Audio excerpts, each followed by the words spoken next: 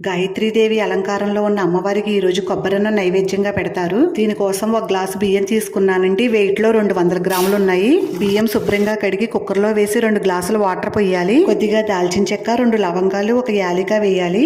కొద్దిగా సాల్ట్, కొద్దిగా ఆయిల్ వేసి 3 విజిల్స్ వచ్చే వరకు ఉడికించుకోవాలి. ఒక కొబ్బరికాయ తీసుకుని 1 గ్లాసు తురుము వచ్చేలాగా తురుము పెట్టుకోవాలి. ఇప్పుడు గ్యాస్ వెలిగించి బాండీ పెట్టి 3 టేబుల్ స్పూన్లు ఆయిల్ వేసి 2 టేబుల్ స్పూన్లు నెయ్యి కూడా వేయండి.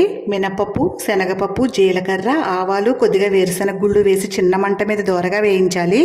ఇవి వేగిన తర్వాత కొన్ని పచ్చిమిర్చి ముక్కలు, కొన్ని ఎండుమిర్చి ముక్కలు, కొద్దిగా జీడిపప్పు, కొంచెం అల్లము, కొంచెం కరివేపాకు వేసి వేపాలి. ఇదంతా ఫ్రై అయిన తర్వాత కొద్దిగా పసుపు వేసి కొబ్బరి తురుము కూడా వేసేయండి.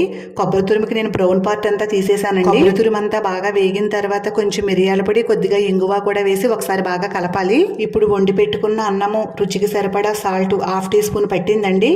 ఇదంతా ఒకసారి బాగా కలిపేసిన తర్వాత గ్యాస్ ఆఫ్ చేయండి. గాయత్రీ మాతకి నైవేద్యంగా పెట్టడానికి కొబ్బరి అన్నం రెడీ అండి.